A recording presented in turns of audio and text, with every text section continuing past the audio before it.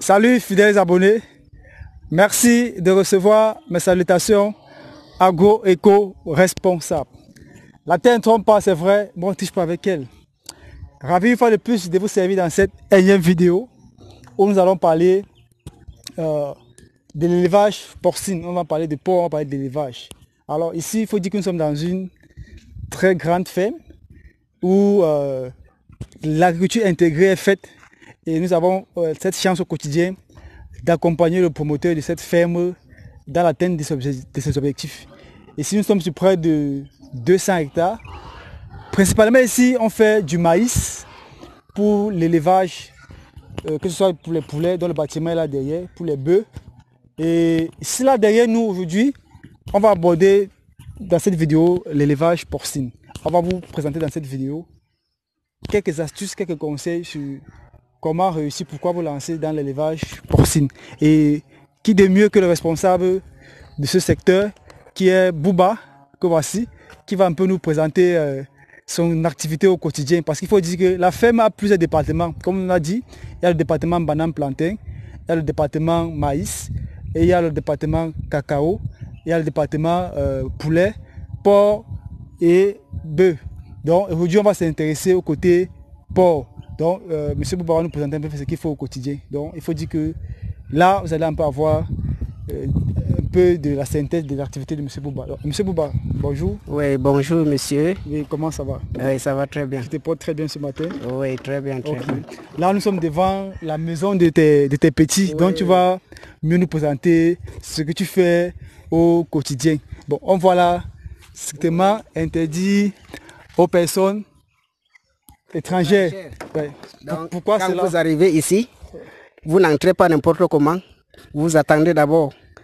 Le responsable va vous accueillir. Il vient se tenir au niveau de la porte et vous demander ce que vous êtes venu faire. Et s'il s'agit d'entrer, il vous désinfecte d'abord, en premier lieu. Quand il va vous désinfecter maintenant, vous entrez. Ok, vous avez compris que c'est très important déjà de vraiment organiser et structurer les choses. Donc l'entrée ici est strictement interdite. Mais on va entrer parce que quoi, on est ensemble et vous allez profiter de voir ce qui se passe là, les merveilles qui se passent là derrière. Nous on va aller directement parce que on s'est déjà fait désinfecter. Hein. Ouais. Donc c'est pour ça qu'on va aller sans toutefois se faire désinfecter par la suite. Bon, on va y aller. Ok. Ici c'est le magasin de stockage des aliments, médicaments et autres. Donc on va passer là, ce n'est pas important. Bon, ici c'est... Là on rampe les pieds. Voilà. L'eau aussi est mélangée de désinfectants. Ok. Oui. Ici on est en train de se désinfecter les pieds avant d'aborder notre bâtiment. Pour ne pas emporter les bactéries. Ok. C'est cool. Ici nous sommes en pleine porcherie. Bouba, qu'est-ce qu'on voit ici? Dis-nous en fait. Voici les salles de loge de porc. En premier lieu, oui. Bouba, tu nous oui, exactement. Voici la loge. Et cette loge, normalement... Parce que le cameraman peut mettre pour que les internautes puissent voir et Bouba commande. C'est une loge de 20 porcelets. Et les 20 porcs doivent grandir ici jusqu'à la vente. En premier lieu, c'est toujours 20-20. Mais comme vous voyez, ça n'a pas atteint le nombre 20, c'est parce qu'on a déjà fait la livraison. Donc c'est le nombre restant ici. Ok, ici si on peut compter, on a 1, 2, 3, 4, 5, 6, 7, 8, 9, 10, 11, 12. Ça veut dire qu'il y a 8 quand il a été vendu. Oui, ok. À ce stade-ci, ils sont combien de jours, combien de mois, qu'est-ce qu'ils mangent, comment et tout, voilà. Voilà. Et déjà, déjà même c'est quelle race déjà pour d'entrée des jeux, c'est quelle race? Exactement, ceci c'est la race Nema. Bon, ici, déjà comme vous voyez, quand on entre à la porcherie, on n'a même pas besoin de demander soit le responsable, soit celui qui travaille, que vous trouvez en place qui vous donne les informations. Oui, exactement, c'est ça, mais on a déjà la fiche. La fiche journalière qui affiche, qui montre tout. Ok, ça veut dire que même en l'absence du responsable, oui, vous pouvez déjà... On a tous les... Oui. On a toutes les informations. Bon, ici, qu'est-ce qu'on doit retenir de cette fiche? On voit ici Voilà. là, âge, semaine, mort, effectif restant, Voilà. poids actuel, ration. Ça veut dire qu'on voit là que ici, en fait, en termes de semaine, on doit retenir que nous sommes à la 24e semaine. Ici, c'est déjà trop âgé. Comme vous voyez, on a rempli jusqu'en bas ici. Voilà. Les jours, leur âge, les âges sont en jours. Donc, nous sommes déjà à plus de 179 jours. Donc, on ne peut pas aussi prendre une autre forme pour venir remplacer. Donc, et ici, c'est l'effectif total. Les effectifs restants. Oui. Donc, on voit là, en termes de mort, on voit qu'il n'y a pas eu de mort. Oui. Ok, ça c'est déjà une bonne chose. De voir qu'on a conduit toute la troupe sans avoir de Et le mort. poids, ça c'est le poids qu'il devrait normalement, qu'il devrait avoir en ce jour-ci. Oui, oui. En 153 jours, il devrait normalement avoir 96 kilos. Mais quand nous on pèse ici, soit on peut avoir de moins, soit de plus. Donc c'est le poids réel que nous avons sur le terrain que nous mettons ici comme poids actuel. Ok, ça veut dire qu'actuellement, ils pèsent Actuellement, nous sommes à 113,5 kilos. Donc, chers abonnés, vous voyez que ces porcs que vous avez ici là sont à 113,5 kg. Et le poids moyen. Et maintenant, la vente se fait comment quand vous vendez? Bon, la vente, c'est la société qui fait la livraison. Quand on fait la commande, on envoie le véhicule venir chercher. Nous, on fait seulement le bordereau. Ok, ça veut dire que ça se vend en entier, c'est ça? Oui. On ne décapite pas. Non, on ne dépièce pas. Ah, ok. En fait, si je pense bien avoir eu la bonne information de la hiérarchie, le kilogramme se vendait au prix de gros à 1500. 1500 sur pied. Ça veut dire qu'on ne décapite pas. Alors, ça veut dire que si vous êtes par exemple intéressé à faire dans le business du porc et que vous voulez acheter, le kilogramme c'est 1500 au prix de gros sur pied. On ne décapite pas. Donc vous pouvez un peu faire les calculs et voir un peu ce que rapporte cet élevage là. Là, on a 18 porcs en moyenne de 113 kilos et le kilo au prix de gros 1500. Je vous laisse faire vos calculs et vous faire comprendre que cette activité, c'est une activité qui est vraiment rentable et bénéfique, mais il faut pouvoir bien s'entourer. Alors, Bouba, on va peut-être avancer, en avançant, on va un peu visiter les trucs. Qu'est-ce que tu peux donner comme conseil à quelqu'un qui veut se lancer dans cet élevage ici? Toi qui as l'habitude de suivre ceci, de les encadrer. C'est facile, c'est compliqué. Tu conseilles de se lancer dedans ou tu ne conseilles pas? Si tu les conseilles, qu'est-ce que tu peux leur dire? Exactement, c'est un bon métier. C'est un bon business qui a beaucoup de bénéfices. Même si c'est pas moi qui ai la capitale de faire cela, c'est lui qui a le moyen. C'est bon de le faire parce que ça a beaucoup d'intérêt. Ok. Et maintenant, en termes d'apport technique, qu'est-ce que tu peux conseiller à quelqu'un qui veut se lancer? Qu'est-ce qu'il doit d'abord faire quoi au début? Qu'est-ce qu'il doit faire pour se lancer? Au début, pour se lancer, il faut d'abord avoir la conscience en la matière. Il faut être vraiment, qu'est-ce qu'on peut dire, d'une attitude d'élevage. Donc il faut avoir cette idée-là en son cœur avant de lancer et se donner au travail. Ok. Chers abonnés, Bouba n'a peut-être pas les mots pour vous dire concrètement ce qu'il faut, mais je pense que ce qu'il voudrait vous faire savoir, c'est qu'il peut vous dire, si vous voulez lancer dans l'élevage des porcs, c'est important pour un début, vraiment de vous faire bien conseiller, de choisir la race qui cadre avec votre objectif de production, de trouver des bons techniciens avant de vous y lancer, de vous rassurer de la qualité de l'aliment que vous allez pouvoir utiliser, de faire des bâtiments adaptés et modernes. Donc, il est très important de pouvoir respecter ces conditions-là si vous voulez vous lancer dans l'élevage des porcs. C'est un élevage très rentable. Vous avez vu, on vous a dit ici, on fait la production d'engraissement. Parce qu'il faut dire qu'il y a deux types de production. La production d'engraissement et la production des naisseurs. Qu'est-ce que vous voulez faire?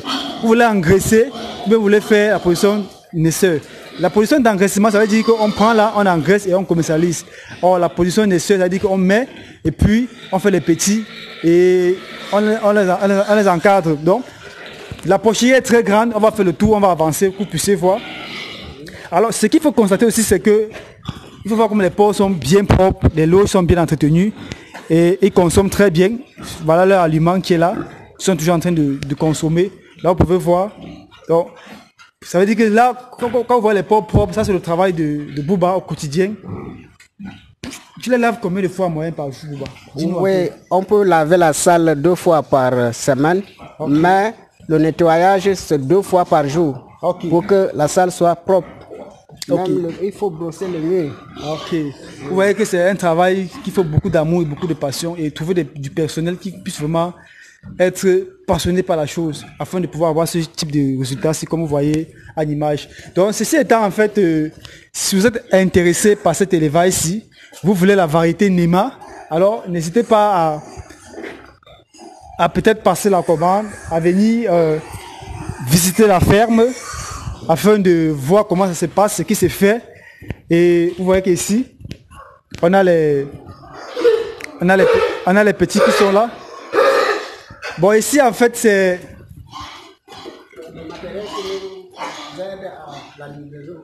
Voilà, ici en fait c'est pour... C'est la pesée, c'est le pont, bascule, pour la peser. Ici on ouvre. Voilà, et on fait entrer le porc. Voilà. On fait entrer. Le porc entre. On ferme. Et puis, on pèse, on prend le kilo là. Si ça donne 200 kilos, on multiplie seulement par 1500. Si ça donne 500, ça donne 300, on multiplie par 1500. Et le client emporte sa matière première, quoi. Donc c'est intéressant, peut-être vous aussi pouvez avoir ceci sur vous, pour pouvoir avoir une pesée de qualité et professionnelle. Donc, on va avancer chez l'entrepreneur. Vous voyez, ici, on a les petits. C'est aussi important de faire une agriculture intégrée. Pourquoi? Parce que sur la ferme ici, on a dit on fait du porc, on fait du poulet, parce que les déjections de porc et de poulet sont réutilisées à l'exploitation pour la fertilisation. Ceci pour une agriculture éco-responsable, comme vous connaissez d'ailleurs. Bouba, ici, ils ont combien de... On a dit qu'on a la fiche. Oui, ils sont à 112 jours. Ils sont à 72 jours. Là, ici, on a la fiche de contrôle. Ils sont à 72 jours. Oui, le poids moyen Le poids moyen est de 19 kilos. 19 kilos. Oui. Ok. Ça, c'est intéressant. Ce qu'il faut retenir ici chez l'agriculteur, c'est que c'est la propreté et la qualité. Parce qu'on a pour habitude de voir les porcs sales, mal entretenus. Mais là, vraiment, on a des sujets propres, bien sains, qui se portent très bien. Donc, derrière, ici, maintenant, il faut voir que le bâtiment est vraiment moderne et professionnel. Les déchets sont gérés comment ici? Je pense que là on parlait derrière, voir comment les déchets sont gérés, Bouba. Les déchets sont gérés. La canalisation. Ok, il faut dire que quand les déchets sortent,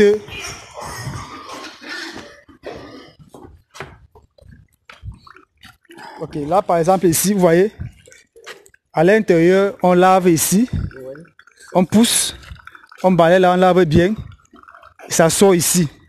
Et quand ça sort là, on canalise avec de l'eau et puis ça vient là comme ça. Vous voyez la ferme, vraiment comment elle est bien grande. Ça va jusqu'au fond. On a des bâtiments partout. Les petits sont là.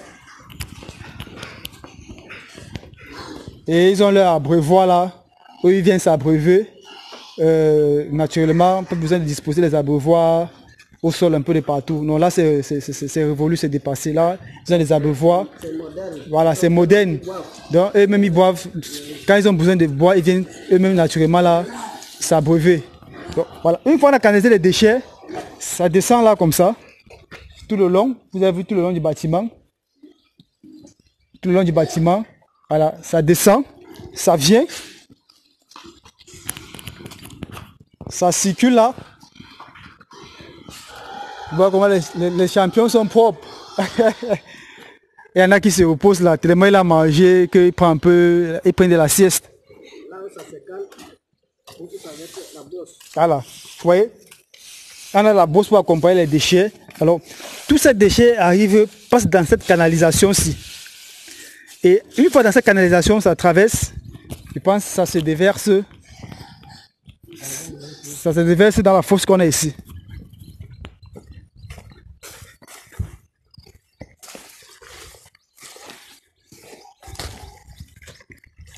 Voilà, vous avez vu la fosse qu'on a. Ça, c'est ici que tout vient stocker. Alors, avec ça, c'est une énorme richesse pour une production qui puisse être naturelle, de qualité et un produit sain. À partir d'ici maintenant, quand on a besoin de la matière première, on canalise pour pouvoir faire aller ça dans les exploitations afin de fertiliser. Comme on a dit ici, on fait du maïs, de la banane plantain. Donc, vous avez vu que tous les déchets qui sortent de là sont canalisés et reviennent se stocker dans cette fosse-là. Rien ne se perd, rien ne disparaît. Tout s'utilise sur le site. C'est ce qu'on appelle l'agriculture intégrée. C'est-à-dire on produit du maïs, on donne aux animaux, ils consomment, les déjections, on canalise et on les remet au champ pour permettre à ce que le champ puisse avoir une bonne fertilité qui puisse être naturelle, ça limite l'utilisation des pesticides chimiques et à la fin on a un produit de qualité. Donc il est important de penser à agriculture intégrée, ne pas laisser vos déjections disparaître dans la nature, la canaliser comme ça, les utiliser plus tard. Donc chers agripreneurs, j'espère vraiment que vous avez appris de cette vidéo et vous avez compris l'importance déjà de l'agriculture intégrée et on vous a présenté en fait l'élevage de porc variété Nema. Si vous voulez vous lancer, ce qu'il faut faire, c'est déjà garantir votre marché, trouver votre objectif de production, vous produisez pour l'engraissement ou pour les naisseurs, c'est ce qu'il faut savoir.